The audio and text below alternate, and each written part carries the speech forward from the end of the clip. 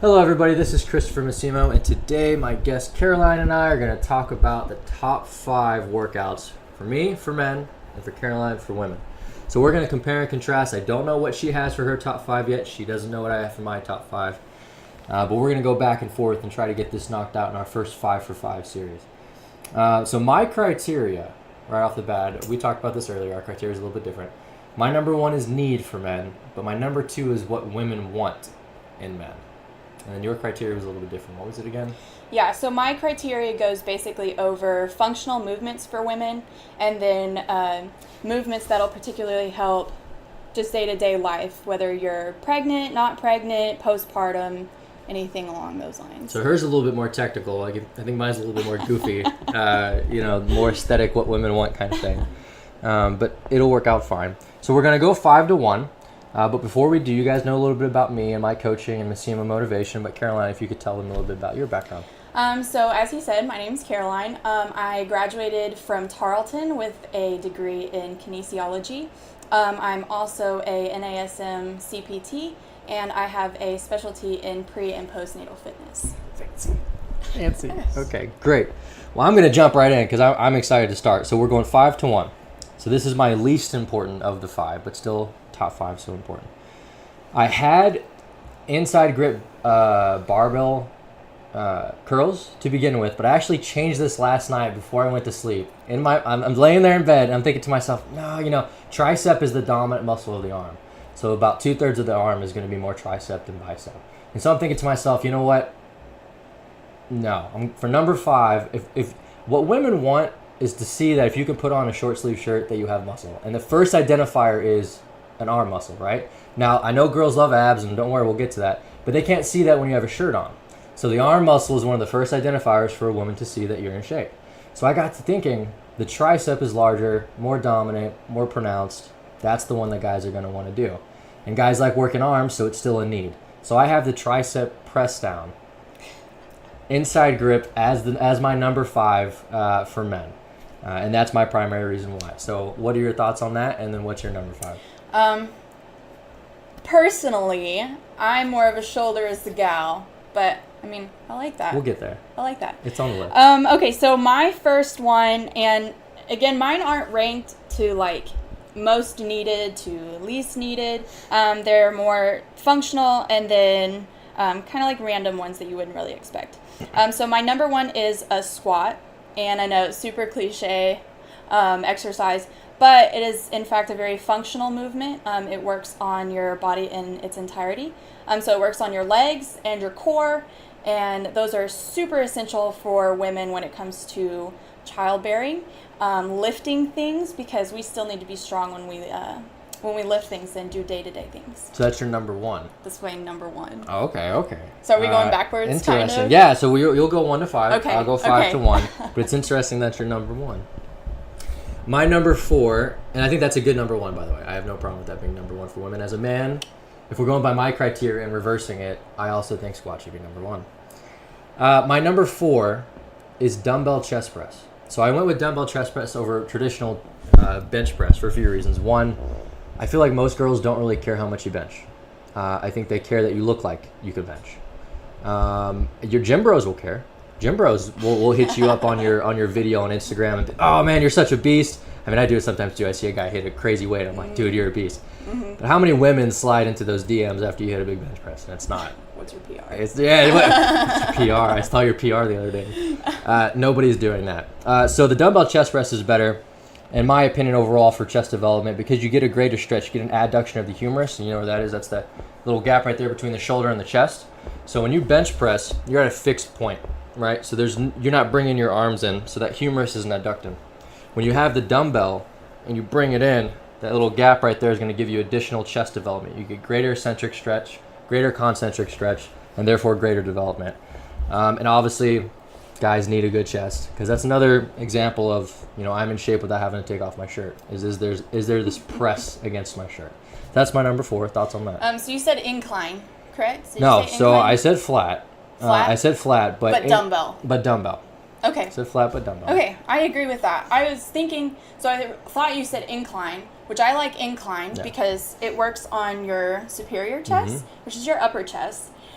Which is your waterfall. That gives it that illusion of which I was going to say, oh yeah, I like that, because that, makes it look like you got this nice big chest inside your shirt.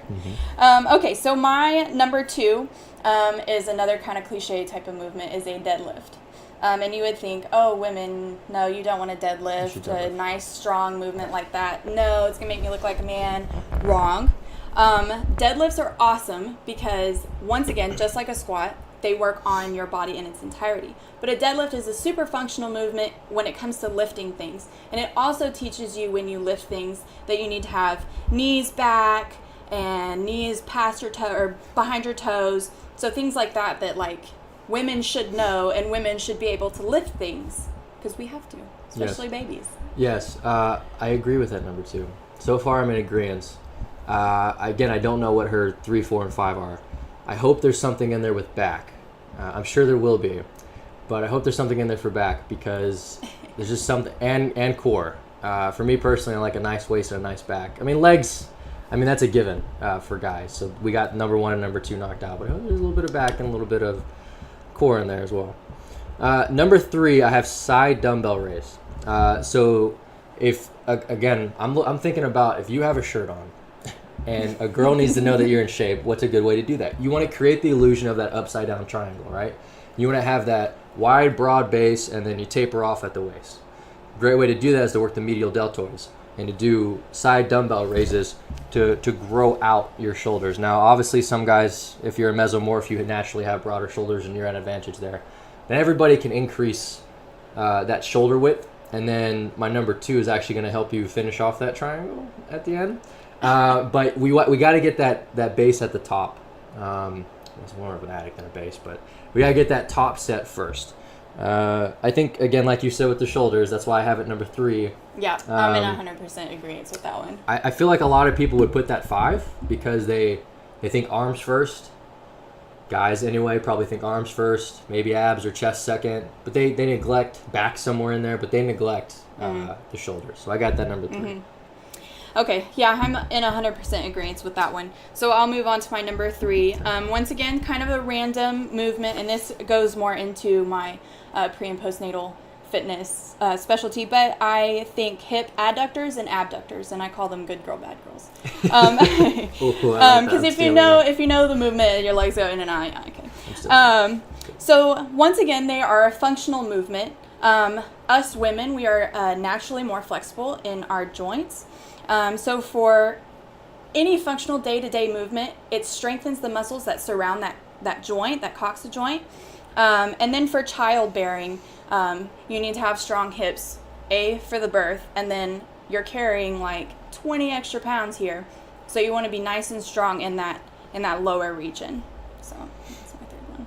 Good girl, bad girls. I don't have much to say, except I still agree so far. Okay, hanging leg raises is my number 2, and this is for core. Obviously, girls like core. I don't really need to go into too much depth there. I feel like a lot of people thought that core would be number 1 probably for women. And I think for the most part, if you look at research, women do find the abs to be the number 1 aesthetically appealing body part on a guy. Now, as a whole, they're looking for that upside down triangle. But individually, the number 1 that I typically see is core muscle, core strength. Just from a not a evolutionary perspective of what I'm looking for in a man, because that actually tends to be a bigger, larger, taller, broad-shouldered, mesomorph kind of looking thing, but just at the individual level, girls tend to love abs. That's actually nice Baywatch look. Yeah, the nice Baywatch look, and that's actually changed over the last couple of decades. You know, if you go back to the 70s and 80s, it wasn't that way. Big chest, big arms, big shoulders, big back, upper body. Arnold was the dominant, and now it's kind of the smaller, thinner, leaner look has now taken prominence. And if you look at research, the big bodybuilding mass guys, they just aren't as aesthetically appealing. I think in large part because the industry has just gone way overboard with everything that. Yeah, it's not even natural anymore. It's not. It's gross. So I got that number 2, and the reason it's hanging leg raises is those bottom 2 abs that you have. When you're hanging, if you add a band to it, so these are band, if you can do it. If you can't do the banded because that added resistance, then just do regular hanging. But that added band at the bottom will pull at those bottom 2 without even having to contract at all. So it'll give you, I struggle with my last 2 abs. I got the 6, but the last 2 are a pain in the butt for me because I'm a nice little shrunken 5'9" accordion over here. And so getting that eccentric stretch at the bottom without having to move at all, getting that pull to where my legs are behind my body, starting at an eccentric movement instead of at base, will give me added pressure on those bottom 2. So if you're able to do that, you're able to engage all 8 of those primary ab muscles, but it's number 2 primarily because it works on the bottom ones, and the bottom ones are the trickier of all of them. Lots of people can get the 4 just by dieting, but those bottom 2, it's a different story. So I got that number 2. Yeah.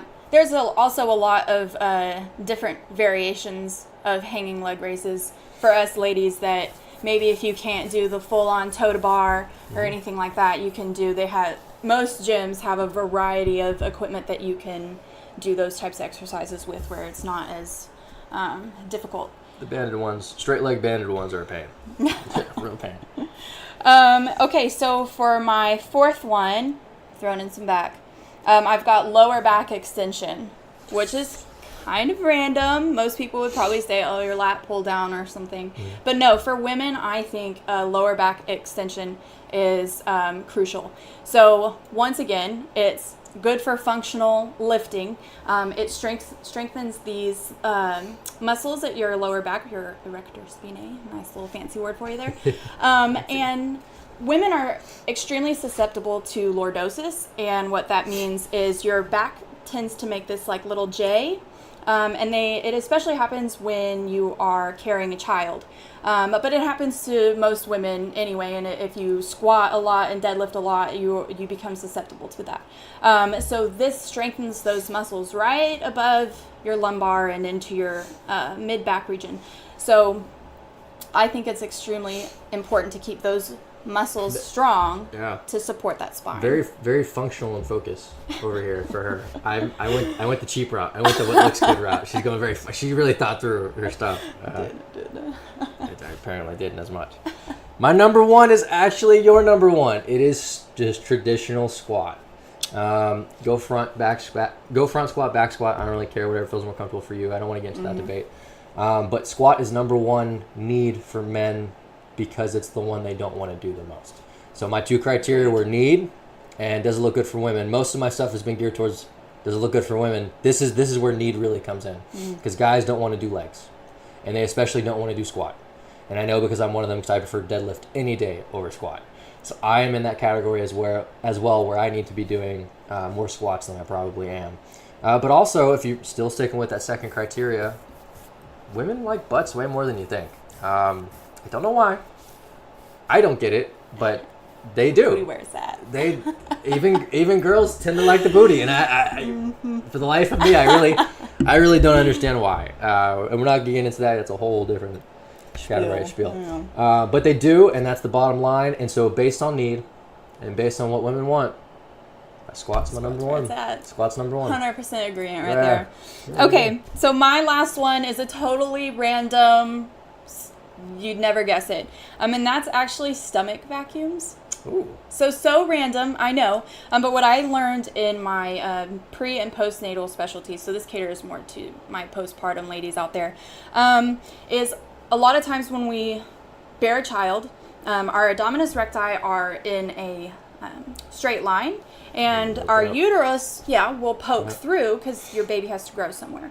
And it causes those abdominals to split into like a parentheses almost. I'm dealing with it right now, so I'm right there.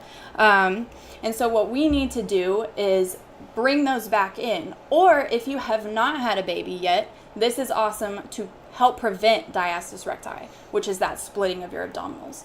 And it also strengthens your diaphragm, which seems unimportant, but when you're doing lifting and cardio, breathing is super important. So that is my last. That makes sense. We went 2 totally different directions. Again, I like that. That's what these are going to be. These are 5 in 5s, but it's a subcategory 5v5 or 5 versus 5.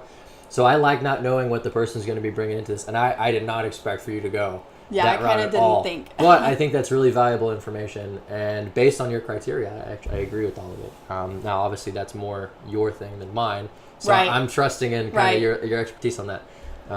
But yeah, that was interesting. Thank you guys for tuning in. If we missed something, let me know. Leave it in the comment section below. If you think that we got it wrong or out of order, let us know. If there's something missing, let us know. Don't be afraid to chime in and give us your opinion. Hit that like button, hit that subscribe button as well, and continue to check out the content. All right, awesome. Thanks.